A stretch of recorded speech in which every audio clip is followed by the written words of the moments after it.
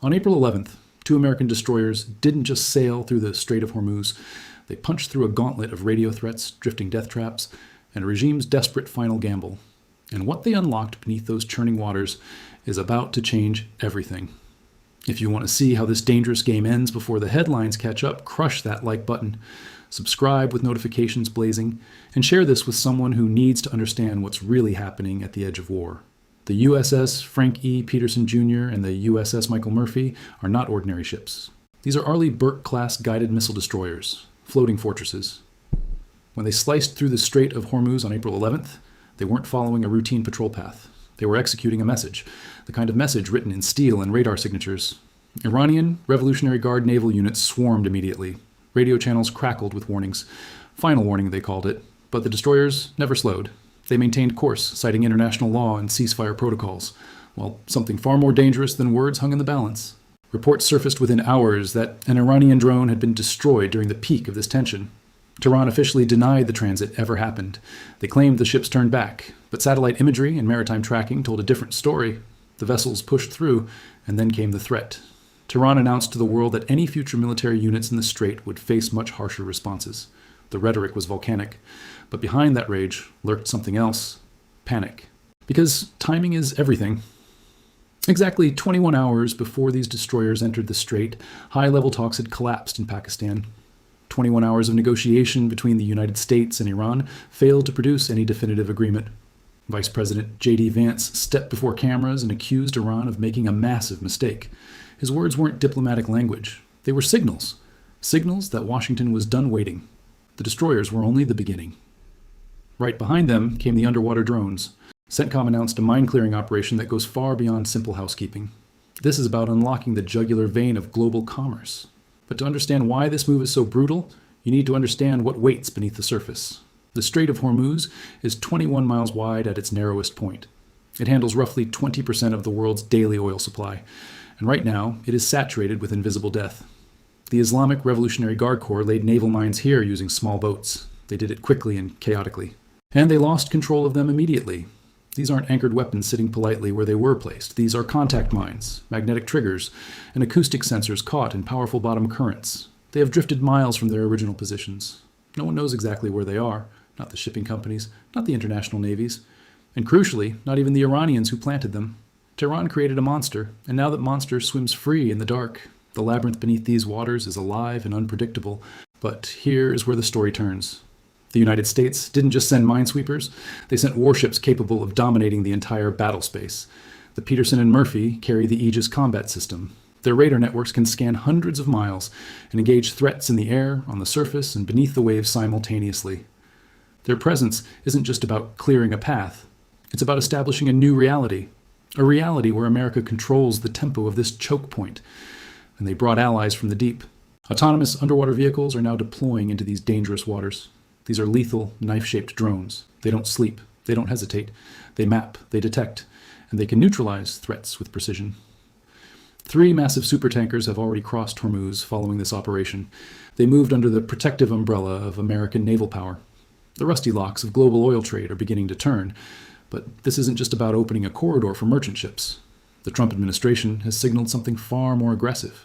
When the president stated that America would open the strait even without NATO's help, he wasn't speaking metaphorically. He outlined a doctrine of unilateral force that could flip the entire strategic board. The concept is simple and devastating. If Iran refuses to clear the mines, the United States Navy could establish its own blockade, not to close the strait, but to own it completely. Every entrance, every exit, every ship that passes would do so under American authorization. Iranian influence over maritime traffic would drop to zero. This is the brutal elegance of the strategy. Tehran wanted to use Hormuz as leverage. Now Washington threatens to take the keys entirely. The implications ripple outward like shockwaves. Europe is already trembling. The continent's industrial base is fragile, and its energy security hangs by a thread. Oil prices have spiked past $80 per barrel. Insurance premiums for tanker traffic have multiplied exponentially. Ship owners are paying mine risk premiums just to approach the region. Most are still refusing to sail. But the pain extends far beyond Europe. Asia is bleeding. China, Japan, South Korea, and India depend on Hormuz.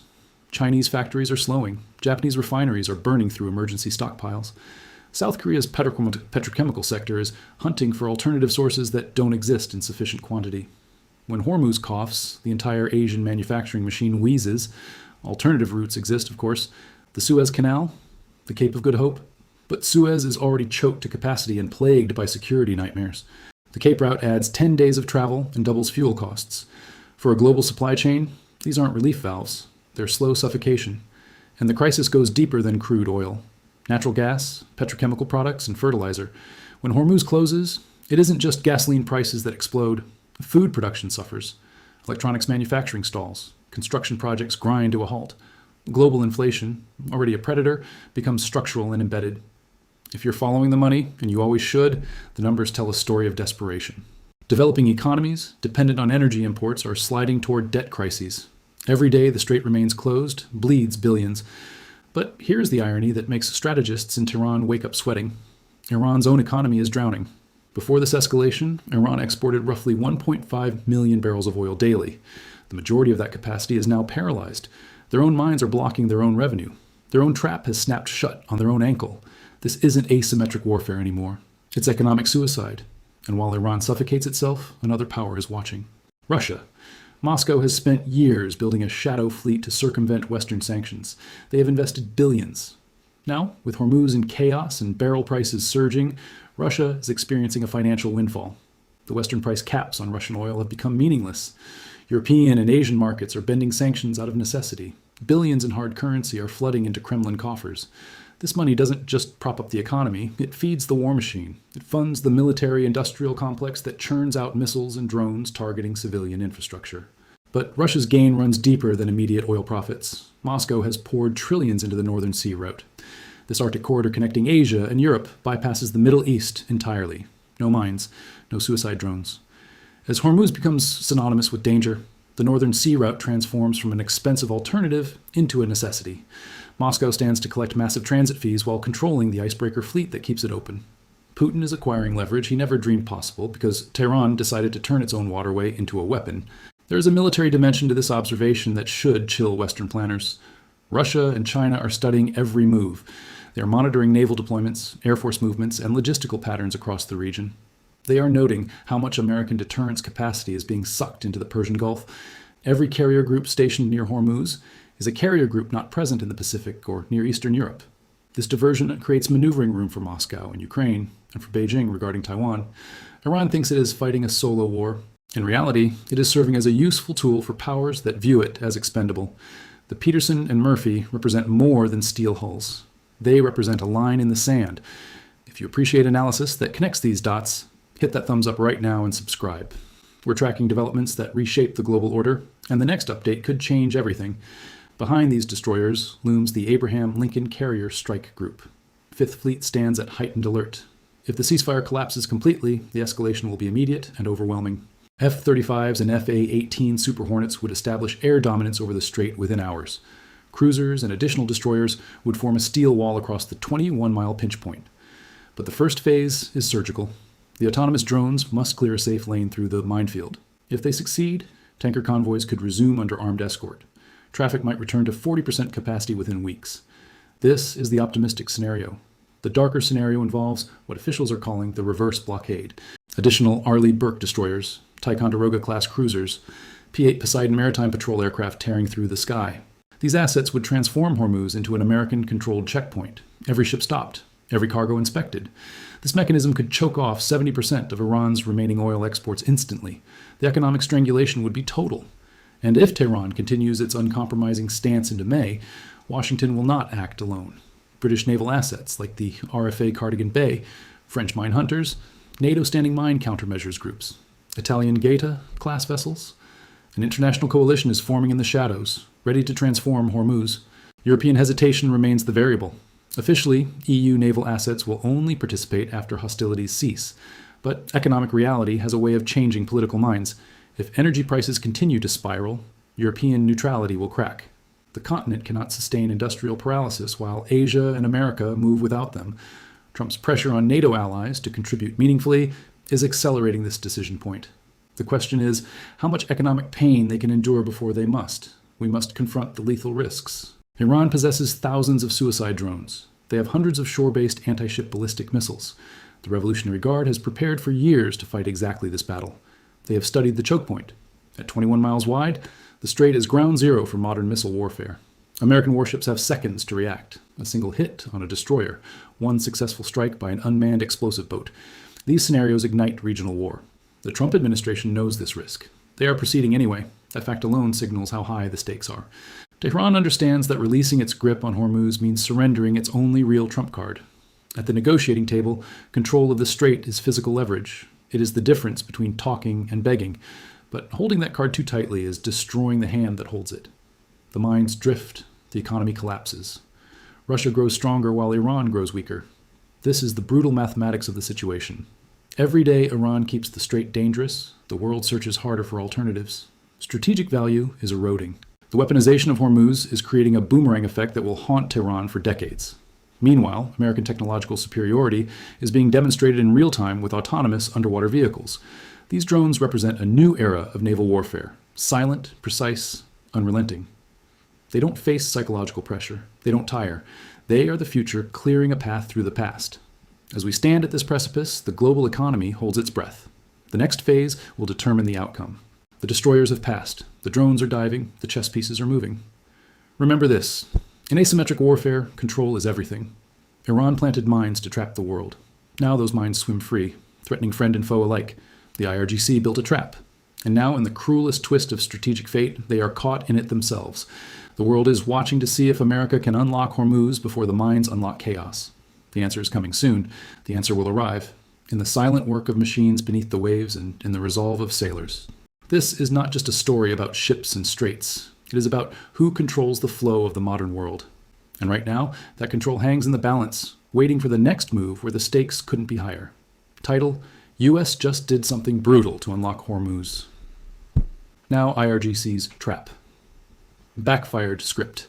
What happens when a weapon built to strangle the world suddenly starts strangling its own creator? On April 11th, 2 American destroyers didn't just sail through the Strait of Hormuz, they punched through threats. They navigated drifting death traps and a regime's desperate final gamble to change the status quo beneath the waters. If you want to see how this dangerous game ends before the headlines catch up, crush that like button and subscribe. Share this with someone who needs to understand what's really happening at the edge of war in the Middle East. The USS Frank E. Peterson Jr. and the USS Michael Murphy are Arleigh Burke-class guided missile destroyers, floating fortresses slicing through the strait to execute a message written in steel and radar signatures. Iranian Revolutionary Guard units swarmed immediately with final warnings that the destroyers ignored to maintain course. Citing international law and ceasefire protocols, they pushed through while an Iranian drone was reportedly destroyed. Tehran officially denied the transit ever happened, but satellite imagery and maritime tracking told the truth. The rhetoric was volcanic after the vessels pushed through, but behind the rage lurked pure panic from the regime. Timing is everything, as talks in Pakistan had collapsed only 21 hours before these destroyers entered the strait. Vice President J.D. Vance accused Iran of making a massive mistake, signaling that Washington was done waiting. The destroyers were the beginning, followed immediately by underwater drones for a massive mine-clearing operation. This is about unlocking the jugular vein of global commerce by understanding what waits beneath the surface. The Strait of Hormuz handles roughly 20% of the world's daily oil supply and is now saturated with mines. The IRGC laid these mines quickly and lost control of them as they drift with powerful bottom currents. Tehran created a monster that now swims free in the dark, unpredictable even to the Iranians who planted them. The United States sent warships like the Peterson and Murphy, capable of dominating the entire battle space simultaneously. They are establishing a new reality where America controls the tempo of this choke point using autonomous underwater vehicles. These knife-shaped drones map, detect, and neutralize threats with a precision that human divers cannot match. 3 massive supertankers have already crossed Hormuz following this operation under American naval protection. The Trump administration outlined a doctrine of unilateral force that could flip the entire strategic board in the region. The concept involves a blockade not to close the strait, but to own every entrance and exit entirely. Tehran wanted to use Hormuz as leverage, but now Washington threatens to take the keys to the gateway away. Europe's industrial base is fragile, and energy security hangs by a thread as oil prices spike past $80. Insurance premiums for tanker traffic have multiplied, and most ship owners are still refusing to sail into the zone. Asia is bleeding as China, Japan, and South Korea depend on Hormuz for the majority of their oil imports.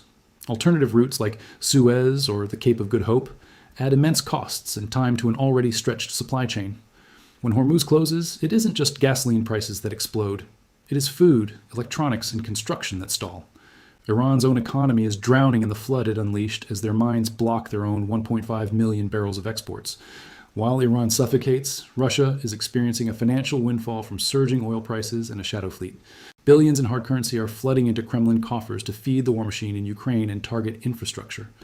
Moscow is also developing the Northern Sea Route as an Arctic corridor that bypasses the Middle East entirely. Russia and China are studying American moves to see how much deterrence capacity is being sucked into the Gulf. Every carrier group near Hormuz is one not present in the Pacific, creating maneuvering room for Moscow and Beijing. If you appreciate analysis that connects these dots, subscribe to track the developments that reshape the global order. Behind these destroyers, the Abraham Lincoln Carrier Strike Group stands at heightened alert for any ceasefire collapse. The first phase is surgical clearing, but the darker scenario involves a total American-controlled checkpoint system. An international coalition is forming in the shadows to transform Hormuz into the center of a massive multinational effort. Economic reality will eventually crack European neutrality as industrial paralysis becomes too much to endure.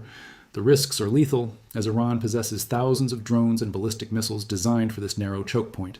American warships have only seconds to react to salvos launched from hidden positions along the Iranian coast. Tehran understands that surrendering control means surrendering their only real trump card at the negotiating table. However, the weaponization of Hormuz is backfiring, eroding Iran's long-term strategic value and future importance. American technological superiority is clearing a path through the past's deadly mistakes using silent and precise machines. The global economy holds its breath as the chess pieces move toward a restoration of commerce or a global recession. The IRGC built a trap and caught themselves in it, while the world watches to see if America can unlock the chaos. The answer will arrive in the silent work beneath the waves and in the resolve of sailors navigating these waters. This story is about who controls the flow of the modern world in a game where the stakes couldn't be higher.